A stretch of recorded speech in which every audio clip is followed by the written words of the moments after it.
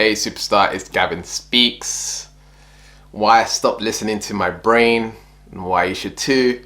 This should give you goosebumps. I'm telling you right now, if you want to transform your life, you must disengage the brain.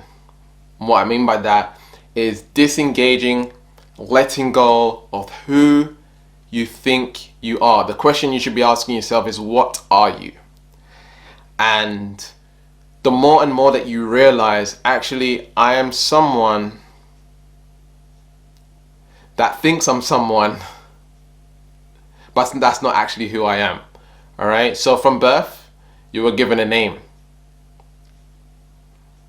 And this name is a way of creating, number one, a vibrational imprint, because a name has meaning, right? Creating a vibrational imprint of who you are. If you look at the word Gavin, or the name Gavin, right, it means falcon. It means a godsend. Okay, so you can go and look that up. What does your name mean? Chances are your name associates with your personality type and the energy imprint. When you're born, a lot of people believe in astrology, right?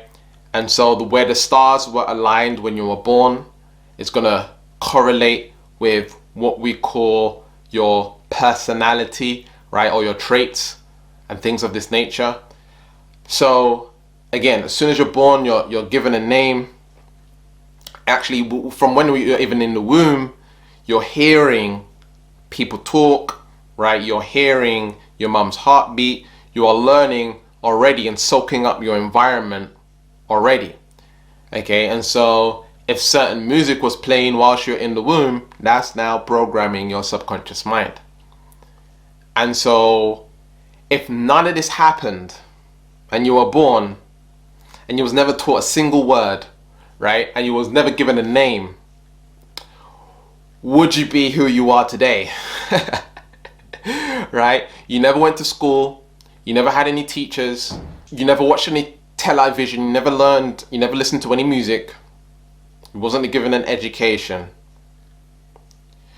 Who would you be today? You would be someone completely different. So who you are is not who you really are. The way that you speak is not who you truly are, right? The language that you speak is not who you truly are. We can even get too deep. We can get deep into traditions. Culture is not who you are.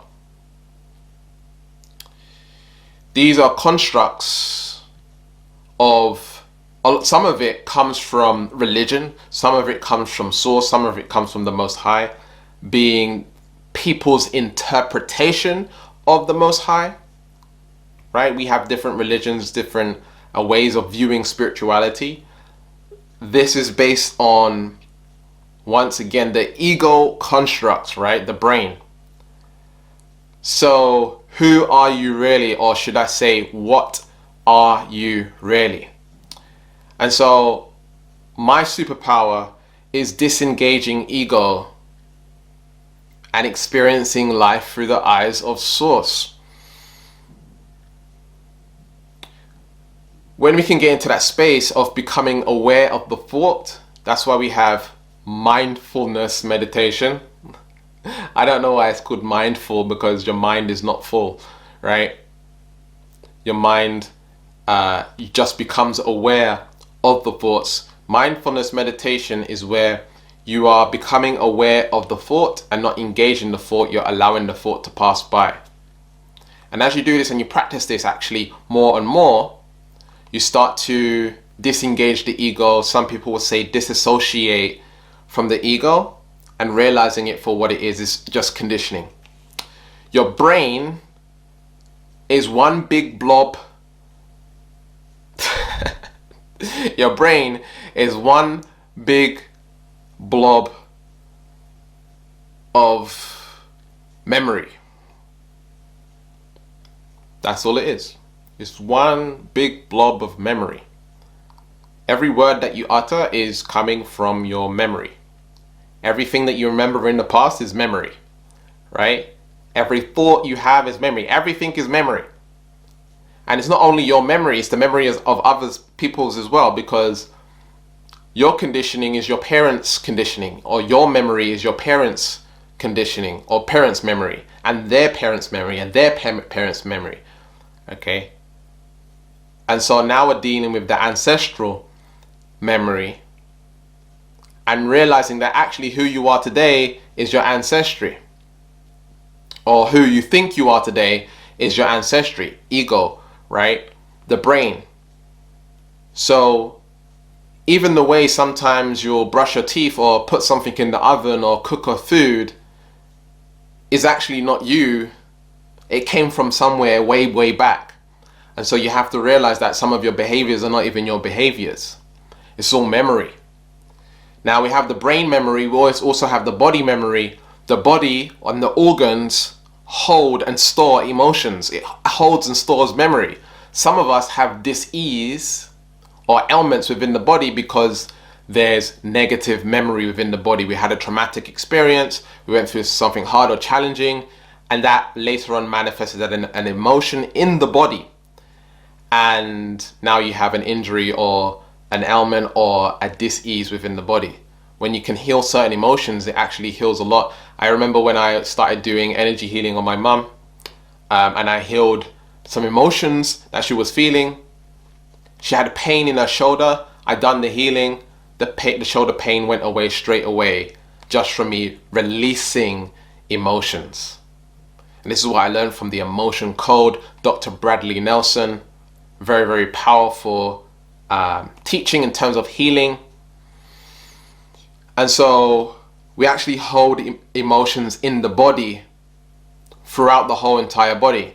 And a lot of us don't realize this, that memory is our past, and we as a whole now, our whole body, it's not only in our brain, our whole body is one big blob of memory.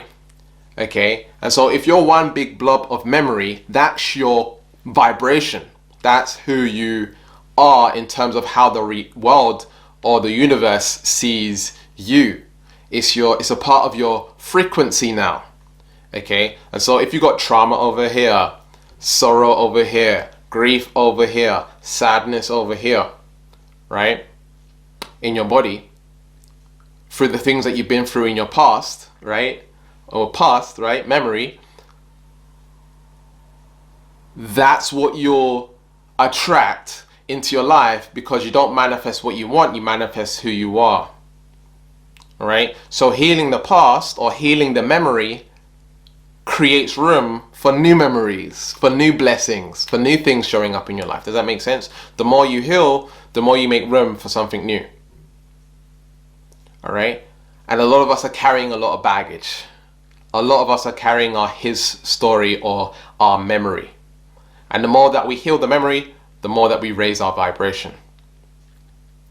Not only do we hold memory in the body and in the mind, we hold memory within the energetic system, in our chakra system, in our aura.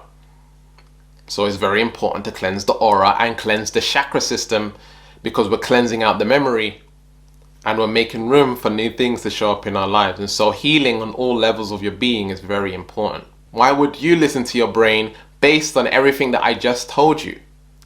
Right? None of it is actually facts. None of it is actually true. And what I mean by that is everything in our reality is flat. And what I mean by that, everything in our reality is neutral. Right? Everything in our reality is neutral, just is. Right? I call it the 0 point. Right? The brain, based on how it was taught, is going to judge it either as good or bad. In this world, we have people who we call evil, and we have people who are called good people, right? Or great people, amazing people, right? And so the people who are bad, right? And I'm going to go as far to say as narcissists, megalomaniacs, sociopaths, psychopaths, people who, got mental health. We can look at it as mental health, or we can look at it as just, is, right? right? These people are usually put in the bad category. Megalomaniacs want power, control, money, all of this stuff, right? Narcissists want to make you feel bad all the time, right? Sociopaths are just like, they'll just be crazy evil to you. Psychopaths will just, end up killing you or whatever, right? I know I'm getting a little bit dark here, but to them, in their world, in their reality, what they're doing is something good. So is it good? Is it good what they're doing, or is it bad what they're doing? That's the question we need to ask ourselves. Is the megalomaniac, is the sociopath thinking that they're doing something bad? They're not thinking that they're doing something bad. They feel like they're doing something good. It feels good to them, so I'm going to do more of what makes me feel good, right? And that's what we do as empaths on the other side of the spectrum, as chosen ones, as light workers, as light warriors, as star seeds. We do what makes us feel good, right? And so in our reality, we have duality, right? Yin, yang, up, down, left, right, indoors, outdoors, breathe in, breathe out, male, female, up, down, left, right, north, east, south, west, right? We have opposites in our reality. The opposite in our reality in terms of people is narcissist on the right hand side, empath on the left hand side, right? The yin and yang of life. This person over here is thinking that, causing mass murder, war, blah, blah, blah is something good. This person over here is thinking, what the hell is this guy doing over here? Are you crazy? Right? And this person over here is thinking you're crazy for being so nice, so good, and all of this stuff. So everything is neutral based on how the ego is programmed. Right? Their ego is programmed to believe what they're doing is good. Our ego is programmed to believe what they're doing is bad, and what we're doing is good. Who are we to judge them as something bad? Right? And so it sounds a little bit crazy and backwards, but this reality is about acceptance. And accepting and not pointing the finger and focusing on yourself, getting in tune with who you are, getting in tune with source, and rising above it. Because the more that you look at it, the more that you engage with it, the more that you're giving power to it. The more that you're giving power to it, the more you're allowing it to grow. Because when you have a pain in your shoulder and you're focused on the pain in your shoulder, you're feeling the pain more. But if you're watching a comedy program or you're distracted by something, you're not thinking about the pain in your shoulder, and automatically the pain kind of goes away. Like you don't feel it as much. Does that make sense? Where your attention goes, energy flows. Stop watching the news. Stop watching things that make you feel disempowered. Stop watching things that take away your energy, your vitality, your life force, and engage in things that lift you up, raise your vibration, and get you to focus on what, because as you do that more and more, it changes everything. All right. Now, in saying that, everything above this reality, like 5D, right, is unconditional love, right? There is no bad, there is no good. It's just unconditional love, just pure unconditional love. In this realm, we have bad and good, right? So if everything outside of if everything in the 5D is unconditional love, we as chosen ones, I believe, through my life experience and through my spiritual journey, my spiritual awakening, is actually just focusing on operating from the 5D and living in the 3D. And what I mean by that is bringing more unconditional love into the 3D. How can I give more love? I can choose to focus on the inorganic ones if I want to and start a war, but that's their system. I'm not trying to follow their system. They will create war. I'm not here to bring war. I'm here to bring love. And I don't even need to focus on them, because I know just through making this video is going to create a ripple effect.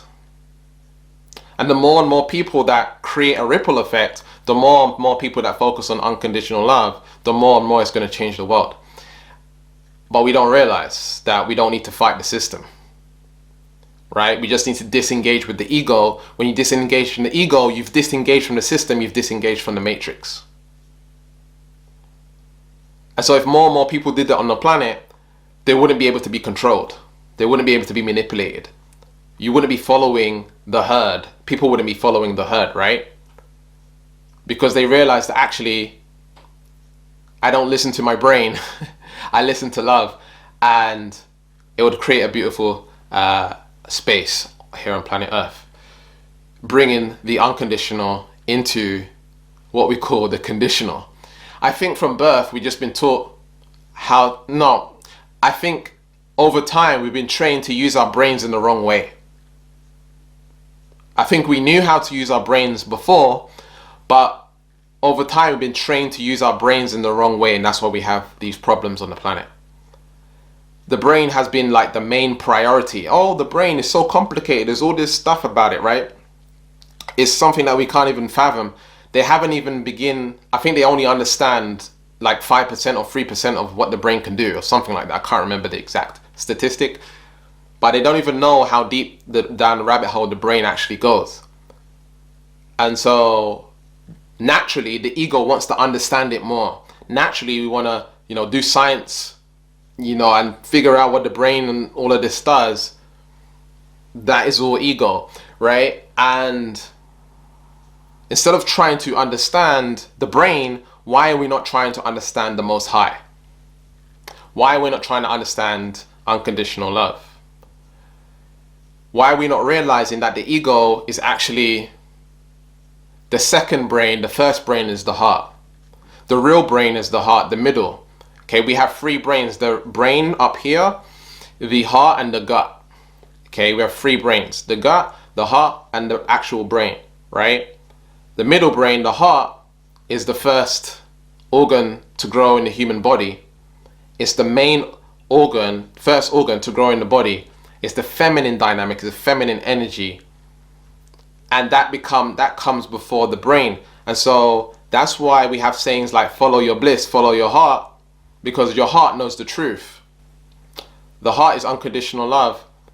And the more that we live from the heart space and not from the head space, the more things will change on the planet. We've got to disengage the ego. So the heart is also 60 times more powerful than the brain in terms of its electromagnetic energy. Meaning, if you use your heart more, the law of attraction will work for you significantly better.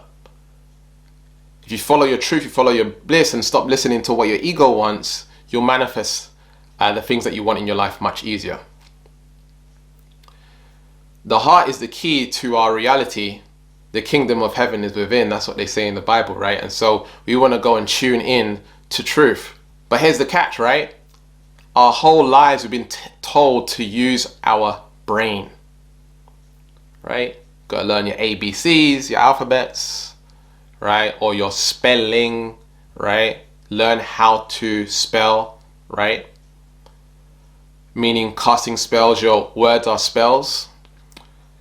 And we want to be careful how we use our words, right?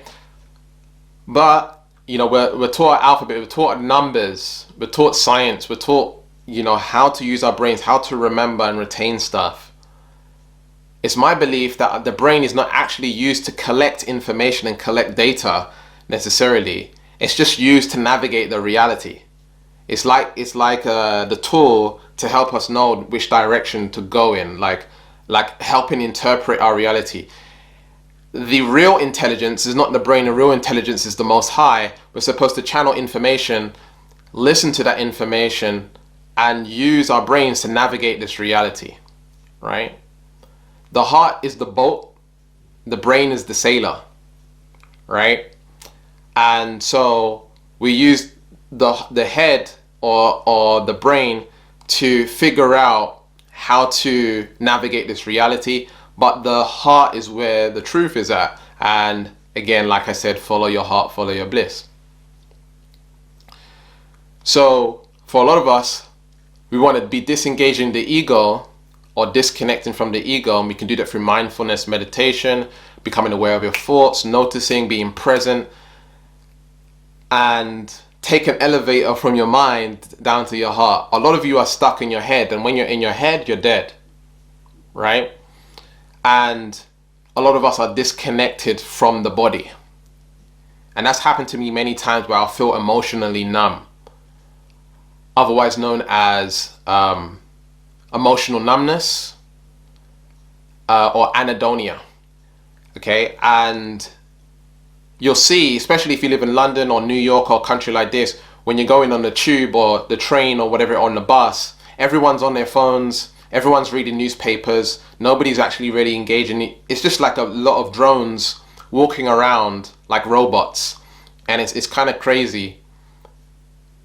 But that's people tapped in, cut off from their bodies, disconnected from the rest of their body.